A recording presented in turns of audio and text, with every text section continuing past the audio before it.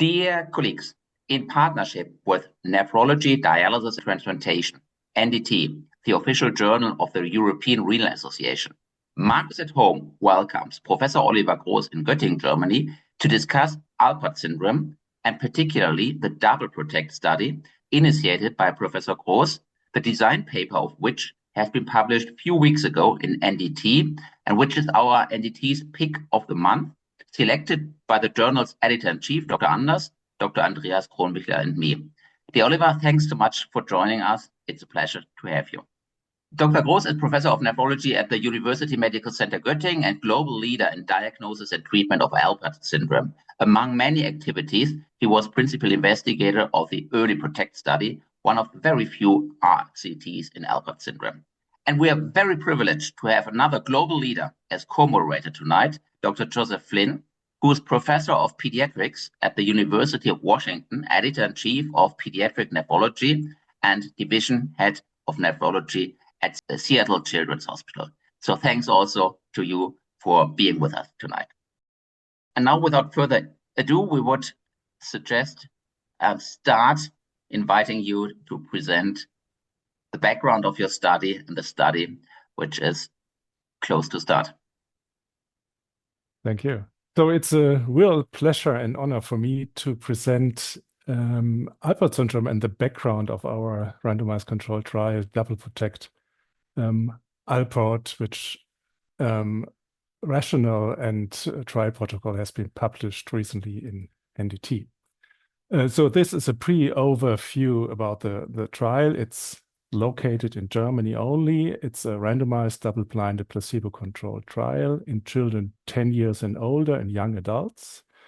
We randomize placebo versus dapagliflozin in favor of 2:1 to dapagliflozin. And the patient population, they need to have Alport syndrome by genetic testing or kidney biopsy. They need to be on standard of care, which is a maximum dose of RAS inhibition. And they need to have a certain amount of proteinuria or albuminuria. And the major goal I will talk about is that double PRO-TECT Alport will assess whether SGLT2 inhibitors safely reduce albuminuria in children and young adults living with Alport syndrome at early stages of chronic kidney disease. Well, you actually already heard that I'm an adult nephrologist, and my disclosures or conflict of interest are not really bad conflicts. Like I founded and still lead the European Alport Registry more than 15 years ago. I conducted and initiated the first randomized controlled trial in children with Alport syndrome, in children 2 years and older, with Ramipril, funded by the German government. And the current double PRO-TECT Alport trial with dapagliflozin is funded by the German Research Foundation. An important conflict or disclosure I have is that I'm co-inventor together with employees from Boehringer Ingelheim for the patent application empagliflozin for the use of treating Alport syndrome. And in this context, it is important to know that my university provided the crucial information how to design a pediatric randomized controlled trial in children 2 years and older, including empagliflozin. So I like to start with a brief overview about the pathogenesis of Alport syndrome and therapeutic targets. I will continue with preclinical data in the Alport mouse model. I will briefly introduce you observational data we already have in Alport patients to estimate the treatment effects of SGLT2 inhibitors. I will sum the problems we had during the application process with the regulatory authorities. And the major topic will be the rationale and the endpoints of double PRO-TECT Alport. And finally, I like to invite you that we together optimize the outcome of our current trial because it's about children and young adults with chronic kidney disease. So let me start with the pathogenesis of Alport syndrome. Actually, Alport syndrome has evolved as one of the most common glomerular diseases. The reason for that actually, for example, was published 5 years ago in the New England Journal by investigating old men with chronic kidney disease. And not for me, but for some others, by surprise, not only polycystic kidney disease is a very common cause for chronic kidney disease, but as common as polycystic kidney disease are type 4 collagen variants indicated here. And it's very important in this context that the Alport genes and Alport syndrome is, I would say, the most common misdiagnosed chronic kidney disease, because all these other, well, despite positive family history, for example, all these other diagnoses were made and not the correct diagnosis of Alport syndrome. So why do we know that Alport syndrome is so common? We know that the gene frequency for autosomal heterozygous variants, which we call thin basement membrane or in the former times benign hematuria, is 1 in 100. So 1% of the total population carries a risk gene for Alport syndrome. So, for example, in Europe, we know that the classical form of Alport syndromes, we have more than 10,000 treatable patients with a 100% risk of early end-stage kidney failure, but a much larger group of more than 100,000 treatable patients with a lower risk, but still a very significant risk for end-stage renal failure for life. And I hope after that webinar, he will make the difference here in terms of early diagnosis and treatment. And to prove that type 4 collagen diseases are misdiagnosed and rarely diagnosed on a clinical basis, there was a recent publication in JASN. So the clinical categories, for example, was the most common disease was protocytopathies. But actually, if you look at type 4 collagen disease, the diagnosis was very rare. But in fact, the final diagnosis after gene or sequencing, the type 4 collagen diseases evolved to be the most common polycytopathy we have. So just to briefly explain you the background and the rationale why we use SGLT2 inhibitors in our trial. So type 4 collagen is the major component of every basement membrane. And there are special type 4 collagens that we call alpha 3, 4, and 5 type 4 collagen that have more disulfide bonds, for example. So they have an increased mechanical strength, and you need this increased mechanical strength in the glomerulus, in the inner ear, and in the lens, for example.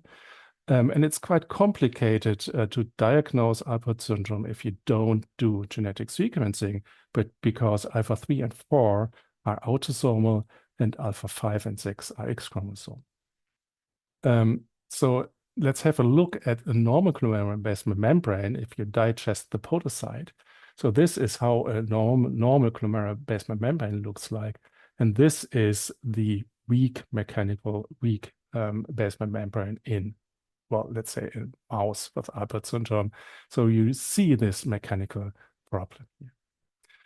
So to sum up the pathogenesis of Alport syndrome, the target cell, the key cell, is the podocyte, because only the podocyte is able to produce type 4 collagen alpha 3, 4, and 5 chain. And if you have a mutation here, you will alter the signaling, the receptor signaling of the podocyte, and the podocyte will react with chemokines, pro-inflammatory, pro-fibrotic chemokines. And finally, this will lead to end-stage kidney failure because of progressive fibrosis. And ACE inhibition not only targets the filtration pressure, but also the local angiotensin system of the podocytes by calming down the podocyte production. So one key message is that we have a genotype-phenotype correlation in Alport syndrome. So the more severe the genotype is, the weaker the glomerular basement membrane, the earlier the patient will reach end-stage kidney failure, and the less response this patient will have to ACE inhibition. Second, Alport syndrome is a podocyte disease leading to secondary FSGS. So if you are able to protect the podocyte by the local angiotensin system, by protecting the cytoskeleton, you reach another very, very important target to maintain kidney function.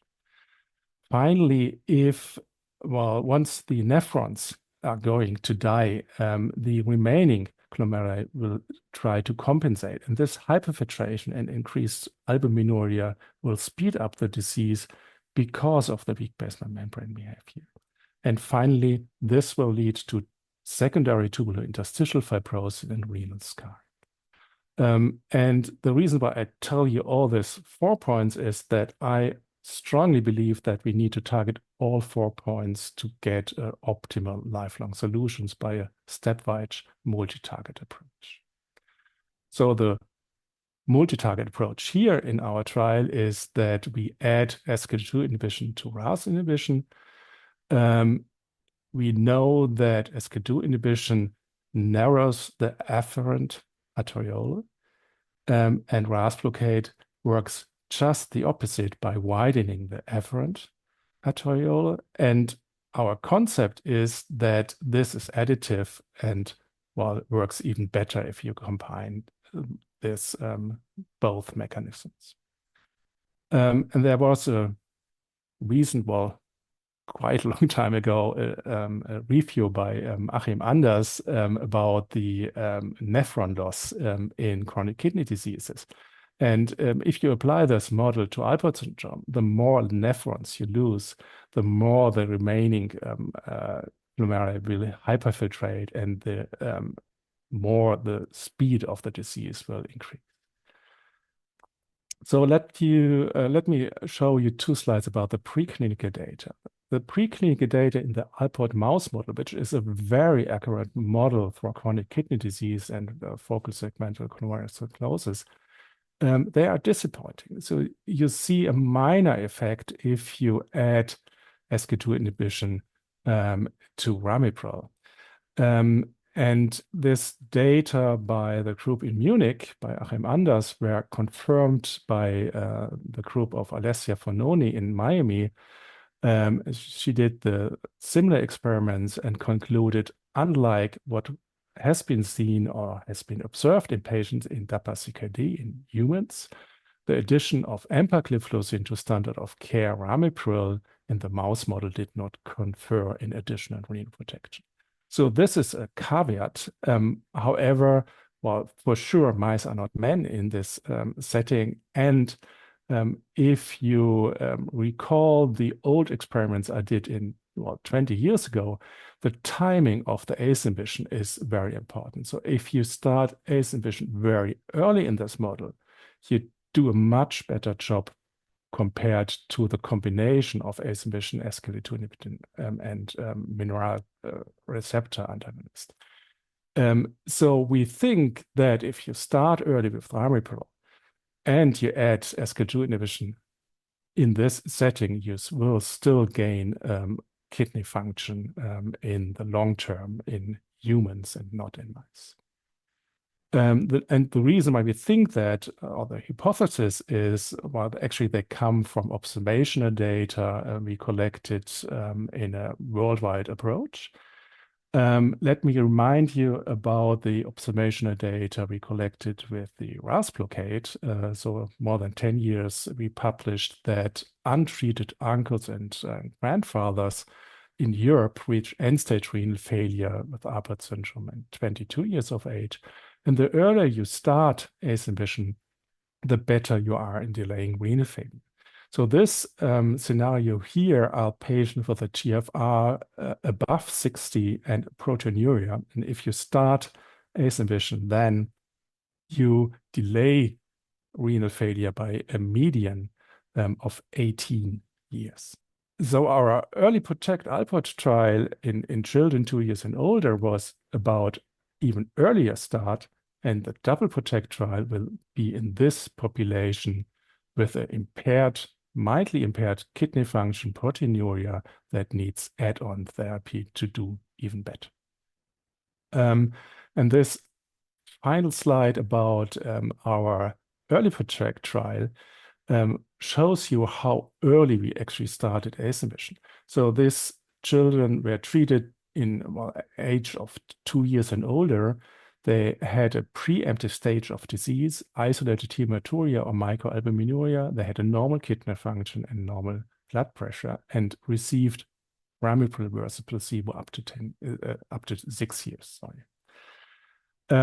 So we already have experiments how to conduct clinical trials in children with chronic kidney disease, and next, we use this international approach, and you see from the co-authors that they originate from the UK, from the US, from Belgium, China, South Korea, wherever. So we have observational data in more than 100 patients with Alport syndrome and have a fair idea about the side effects we can expect. I will comment on that later on. We have some ideas about the progression or decreasing albuminuria and estimated GFR. And we gained some ideas about albuminuria as a risk factor to predict the change of GFR loss. However, it also makes very clear that we need randomized controlled trial and a blinded trial to make sure that these treatment effects are really true treatment effects. And to give you a reason for that, I like to ask, those who see this webinar to vote by their own about the statement I read right now. So the evidence for the use of SK2 inhibitors in a 12-year-old male with IgA nephropathy and GFR 80 milliliters per minute and mild and high UACR is better than for fat cats with diabetes.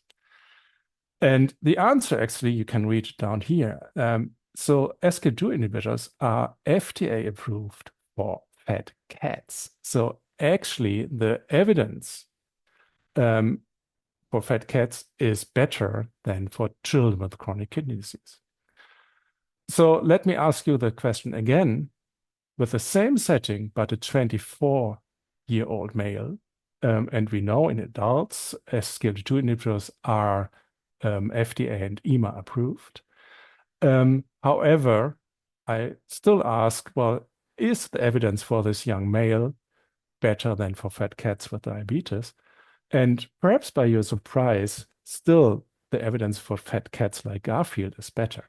And the reason for that is that EMPA-KIDNEY and DAPA-CKD did not include young patients with chronic kidney disease and still preserved kidney function. So this is a missed population in this large and beautiful EMPA-KIDNEY and DAPA-CKD trials. So this brings me to the next point about a problem we faced during our application in Europe. So actually the same statements for the use of SK2 inhibitors in children with chronic kidney disease we see here by the European Medical Agency also exists from the FDA, so the US authorities. So this EMA statements comment on empagliflozin and dapagliflozin.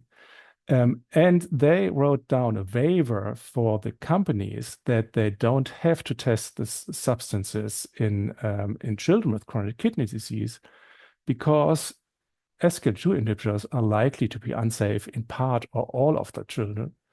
And SK2 inhibitors represent no significant therapeutic benefit over existing treatments for children with chronic kidney disease. So these waivers for the companies are still in place. And in contrast, we applied for our trial in children 10 years and older. If you're interested in the political background of this scenario that children were actually missed in being investigated in clinical trials with SK2 inhibitors, I invite you to read this editorial we published in NDT. And the editorial is written by the president of the German International and European Societies of Pediatric Nephrology and myself, and we comment on that. We hope that double PRO-TECT Alport syndrome will solve this disaster that children were not tested in this large clinical trials. So finally, the most important point will be the rationale and the endpoints we will discuss with the double PRO-TECT trial. First of all, I'd like to make sure that you understand that the target population we target in our trial is very different to the DAPA-CKD and EMPA-KIDNEY trials that led to approval of empagliflozin and dapagliflozin. So our target are children and young adults with a preserved kidney function and high amounts of albuminuria. The baseline characteristics of EMPA-KIDNEY patients, baseline characteristics, and DAPA-CKD patients. So these were old males with GFR below or about 40 milliliters per minute. So a very different population to our population in double PRO-TECT, which has a preserved kidney function and a high albuminuria. But if you look at this, well, this population down here has a very high risk for chronic kidney disease and kidney failure. This population we have in our trial has an extreme high, much higher risk for lifetime disease and renal failure because of their genetic disease. We estimate that the baseline characteristics in our trial will be, most of them will be children because of the unmet need in children with chronic kidney disease. We estimate that they will have a preserved kidney function and about the same in the adults with a slightly lower GFR on baseline. So the key inclusion criteria we have in our trial is that we target early stages of chronic kidney disease. The children need to be 10 years old and older, and the adults need to be younger than 40 years. The adults have to have a GFR above 60 to be included. They need to be on a stable RAS blockade, and they have to have a controlled arterial hypertension.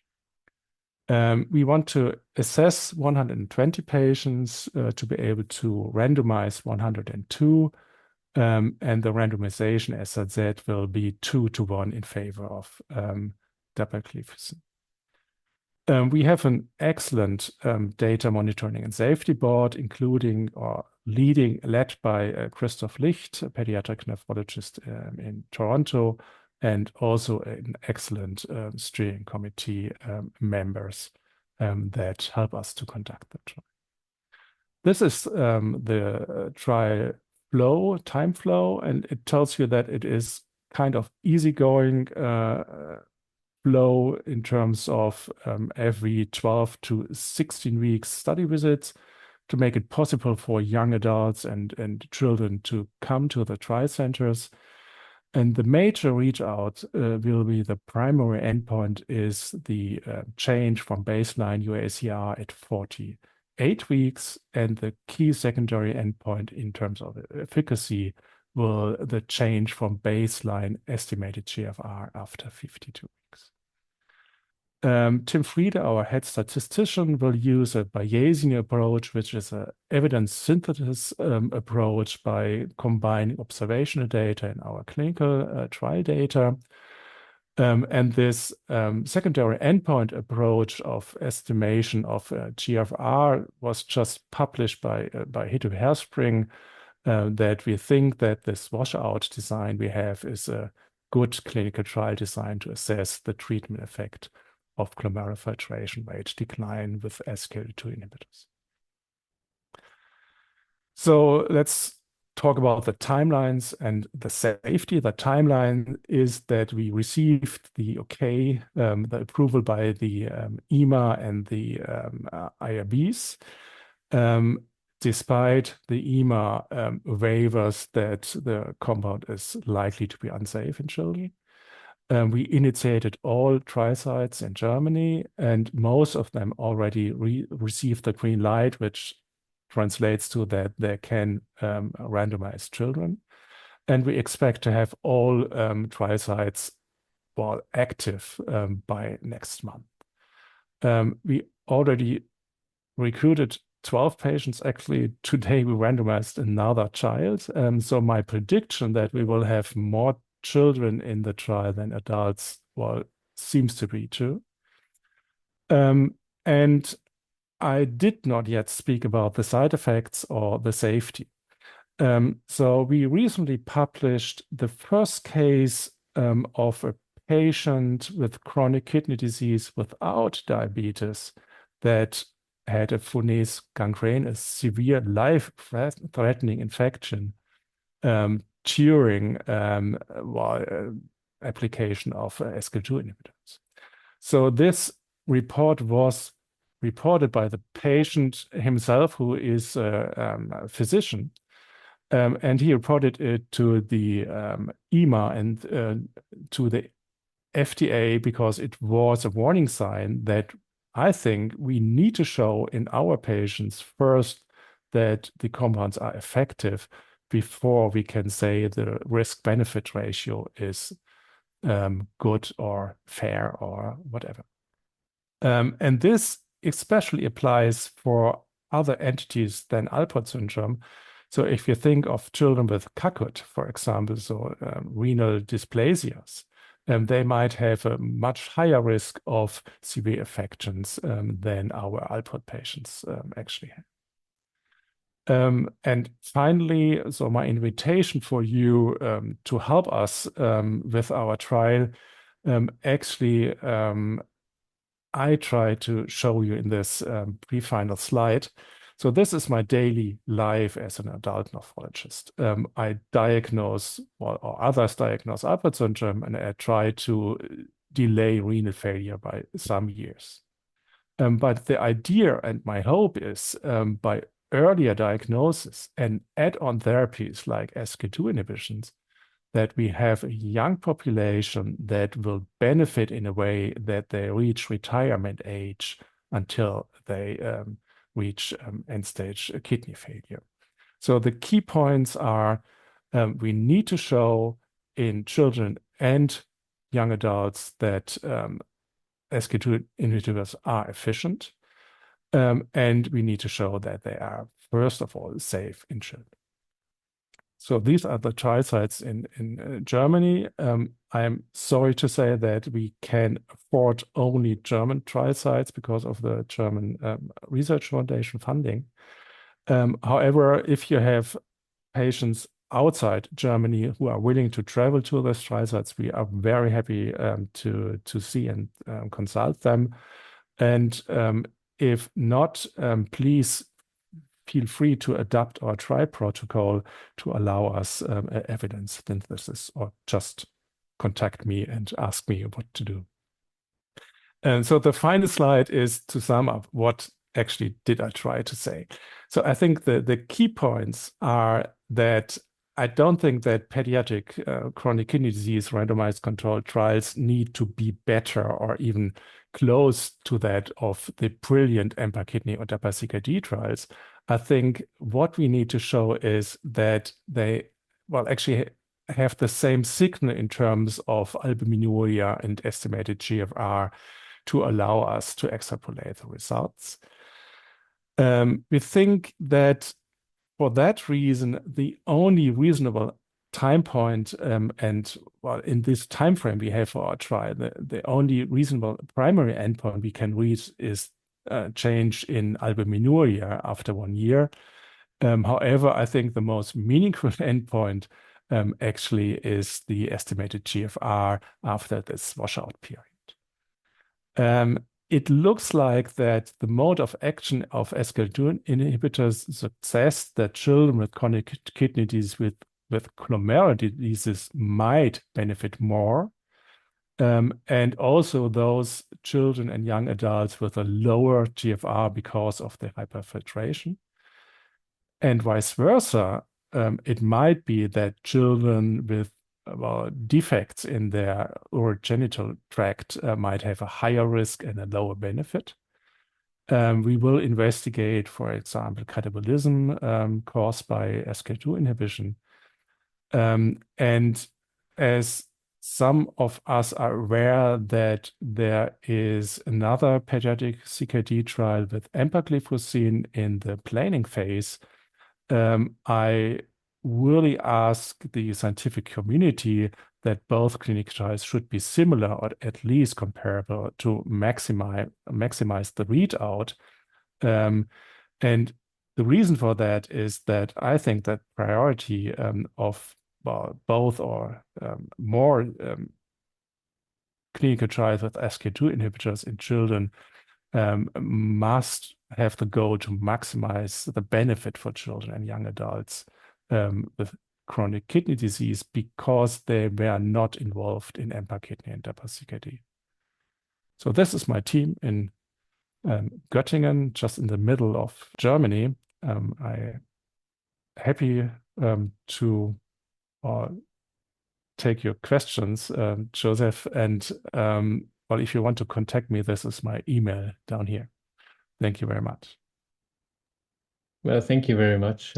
If I might just jump in with the first question. So I saw this patient with the Fournier gangrene because he was treated in my hospital. And so I vividly remember, because it was a Sunday and I had to go there, and I've never seen something similar like that before. And I think this case report has very nice images. So I would well, actually, by coincidence, I phoned the patient today because he had a question about the hearing loss. Yeah. And he did the same walk he wanted to do last year again, and he was able to do that. So he recovered very well. And he gave his okay for the pictures, but he said he does not want to look yet at these pictures because he's still traumatized about this very severe life-threatening event. Yeah. My question here is, so in your clinical routine, what do you advise your patient actually to prevent, infections like locally infectious, genitourinary infections? Yeah, so the key point is that this patient is a physician with a perfect personal hygiene. So he had zero risk factors.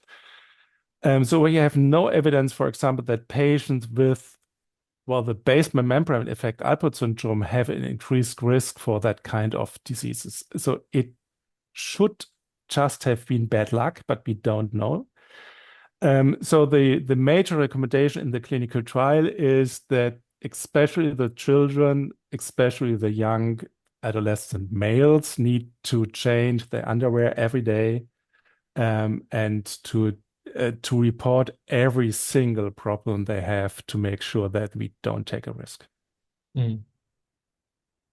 That's interesting. I've been using dapagliflozin in my practice for a couple of years now.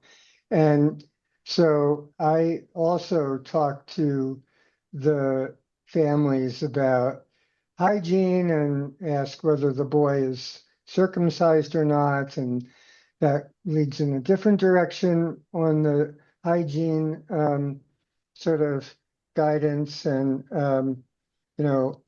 so far so good, but it's all anecdotal, which is, of course, the problem with these drugs in kids with kidney disease. Yeah. So it's I think a very good argument that we need to show efficacy in this population first before we can, right now we might have the chance to increase the evidence by this randomized controlled trial instead of broad usage of these compounds. And I think in 5 years from now, we will not have the chance to prove the evidence anymore. Yeah, you're absolutely right. I mean, we found this fact that the FDA and EMA gave drug companies a pass on studying these compounds in this patient population. We found that to be just one of the worst decisions made, and said so to the FDA in a conference call. year or two ago. And while, yes, I agree with you 100%, we need to have well-conducted clinical trials to demonstrate efficacy. I think we also can't withhold potentially beneficial therapies from our patients, which is why many people have started to use these drugs already. Even, so for example, at my hospital, the heart failure service has every single patient on dapagliflozin, and down to pretty young, including infants, and they've already published their experience with it. And so, I think there's definitely the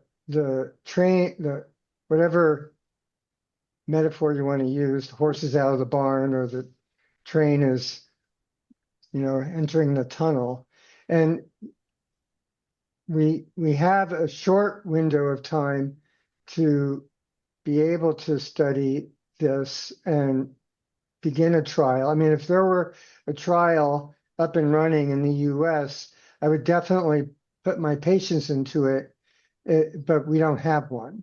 And so I think they're planning one, but we don't have one. So in the meantime, I think, you're going to see use of this. I think it's fair to say that in the beginning, I showed you my conflict of interests. And we started a so Boehringer Ingelheim and I started a very nice cooperation in terms of planning a clinical trial in children with chronic kidney disease that was planned together with EMPA Kidney. And I think, personally, because of the waivers by the EMA, the company like AstraZeneca and Boehringer said, well, no, we don't have to do it. And we won't take the risk because our major goal is, I don't blame them, the elderly, hypertensive fat males to make money with, and not one child that might have a severe side effect and takes a certain risk. I don't blame the companies for that. I think it's a combination of what the regulatory authorities and the companies and science and physicians should solve. Yeah. Right. No, it was a regulatory decision that was very unfortunate. From our view. I'm with you 100%. And you can't blame the companies for then taking a pass on studying these. It's interesting though,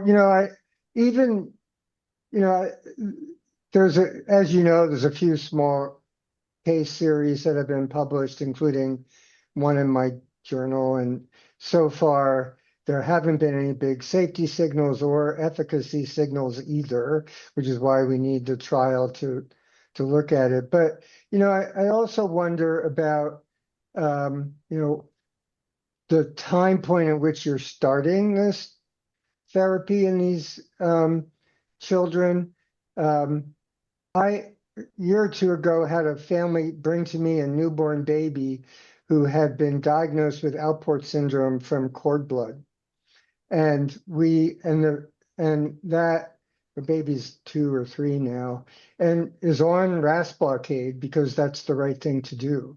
And, so if we are seeing patients diagnosed earlier and earlier, and we're doing more genetic testing and, at least in the US and probably Europe as well, for children with microscopic hematuria or other unexplained urinary findings, maybe we won't get to the point where they have such a degree of proteinuria. And then the question becomes, right now the guideline says start treatment early, almost immediately in a boy. So will we get to the point someday of starting multiple drugs from an early standpoint? It's an interesting sort of question, Yes. I guess. So let me answer the question why we still say in children 2 years and older. We know from Billy Hudson and Jeff Miner. So Billy Hudson and Jeff Miner are the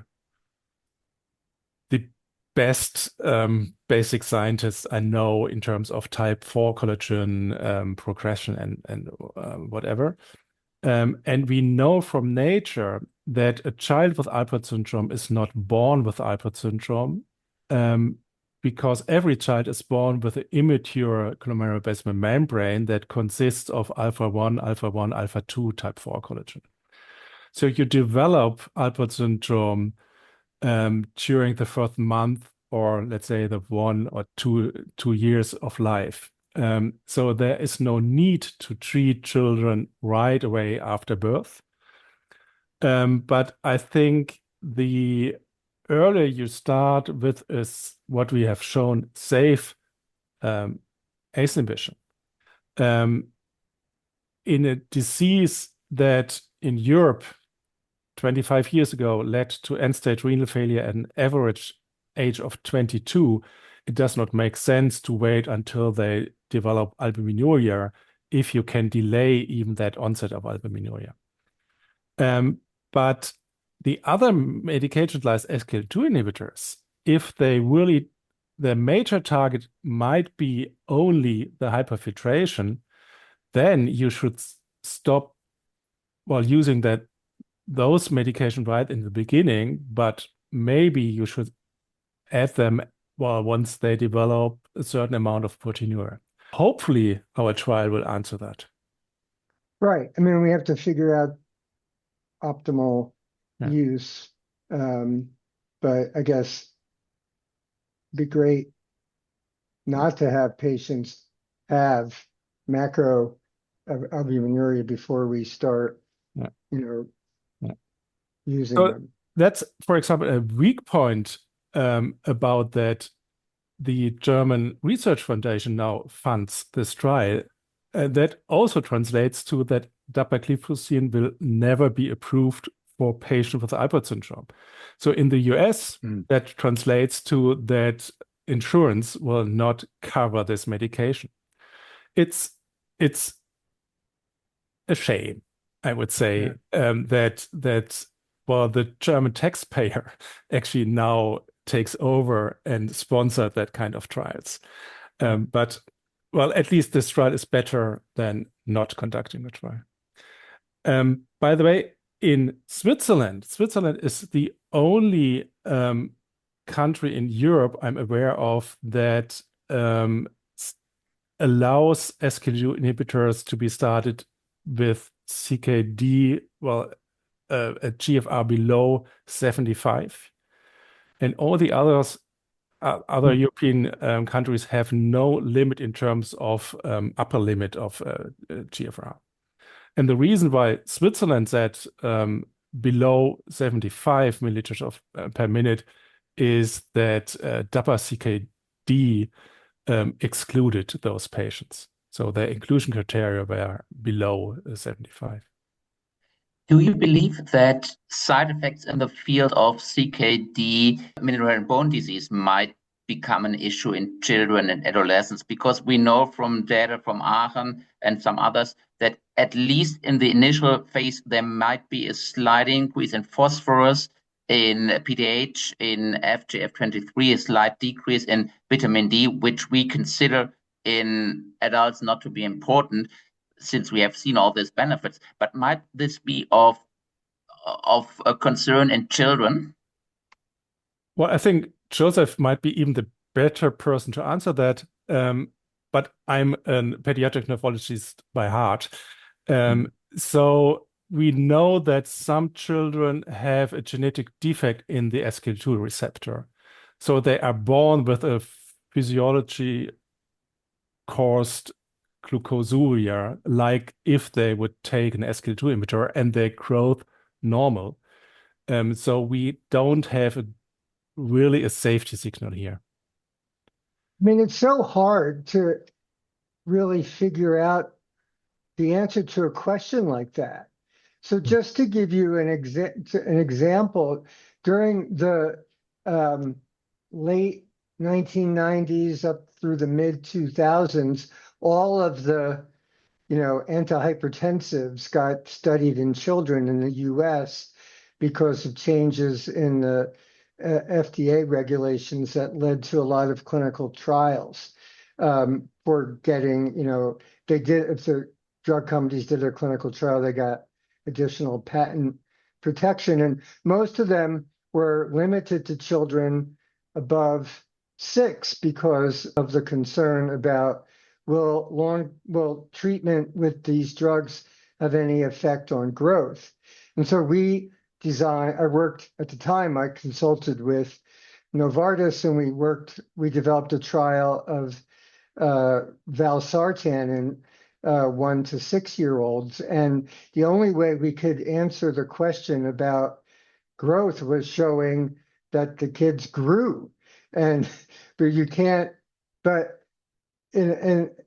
which you don't know, did they grow as much as they would have grown or not? There's no way of knowing from, the kind of trials that the companies ended up doing. So, I think as the drug gets used more in children with varying levels of kidney function, pediatric nephrologists do a lot of monitoring of their patients. We see our patients way more often than our internal medicine colleagues, and probably do way too many labs on them, or at least too frequent. And so I think, that kind of signal will most likely get picked up at some point along the way. And if you are able to improve kidney function, it might affect growth in a positive way as well. So if you remember this early PRO-TECT trial that was sponsored by the German government, so the children took placebo up to 6 years. That is crazy. So a company would never do that. But we were able to afford that long time frame because there was no effective treatment and the children were at these early stages. But still, even the growth over time affected GFR more than actually the ongoing kidney disease because of weight and growth affecting creatinine levels. So it's difficult to conduct clinical trials in children with chronic kidney disease, I think. Right, because your endpoint really is moving 10 or 20 years away. I think that's really the one of the other problems. I would love to add another question. So are any other agents currently tested in Alport? I know there has been the idea that bardoxolone might be of use in these patients, that endothelin antagonists have been discussed, but are there any phase 2 or even phase 3 studies ongoing right now? And then my final question, could we one day, surely it's much more difficult than in other fields, but one day expect to see kind of a genetic cure, or is this just too complicated because it's a gene of which the product is implemented in the glomerular basement membrane, which does not change regularly? So is this out of the foreseeable future? Beautiful questions and hard to answer. So let's start with the ongoing clinical trials. There is one phase 3 clinical trial I'm aware of that is not really focused on Alport syndrome, but on children with chronic kidney disease with proteinuria, which is called the Fiona trial with finerenone by Bayer. And well, if you guess what the most common proteinuric chronic kidney disease would be in children, it's by far the most common disease is Alport syndrome. So 40 to 50% of the patients in Fiona have Alport syndrome. And I admire Bayer for conducting that kind of trial. It's very important. And there are different type phase 2 clinical trials. We had a clinical trial with anti-microRNA 21 that failed, but at least it has proven that this kind of microRNAs can be applied to humans safely, and I'm convinced that other microRNA trials targeting other kidney disease will follow. There is an ongoing clinical trial called R3 River, whatever. Sorry, I don't know that exactly. It's targeting the podocyte, fat metabolism, I would say. So other clinical trials affecting the podocyte cytoskeleton and maintenance of the podocyte structure are in the planning phase. And there was also what I would call the first clinical trial, phase 2 trial, targeting nonsense variants in terms of chaperones that overread this nonsense codons. But it's an ongoing trial with unpublished results. So we're getting there. Why are we not there yet? Because type 4 collagen is, a gene of 150 kilobytes. So even if you have a perfect virus to get it to the podocyte, you need 2 different viruses and to divide the gene to get the gene into the podocyte, and that's very hard to reach. But I would say in 10 years, that is an option for sure. Right. I'm glad you mentioned the finerenone trial. There's also ongoing in the US a small trial of sparsentan, and Alport's patients are eligible for enrollment. Pediatric patients are eligible, but that's not the focus of the trial. So it seems that there is some progress, and that's really, very important. I think also for SGLT2 inhibition, there are other disease areas which are really not really explored very well. I was really, intrigued by the animal data you have shown. Do you have any idea on albuminuria of these animals once, they received RAS inhibition, SGLT2 inhibition? Was that low, and might that be an explanation for the so-called negative results? Achim Anders, he did so this was a truly perfectly planned preclinical double-blinded clinical trial. It was amazing how well it was conducted. And he knew that he wanted to start ACE inhibition late because he does not want it. Well, he didn't want it to show that he is better or the same with my experiments. He wanted to show, is SK2 inhibition additive or not? And the key message is it's the combination of all 3, the magic 3, including finerenone. And finerenone was more effective in terms of antifibrotic effects. And Cliff Cashtan, I'm sure that Joseph knows him very well.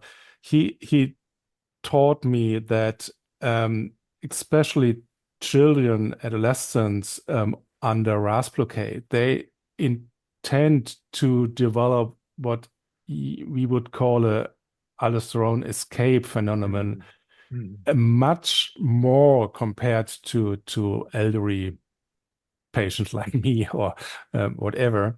So I think this aldosterone escape we have shown in the mice, and for sure this will happen in children with Alport syndrome as well. So that explains why I think the Fiona trial is very important. But again, I think it's a multi-target approach.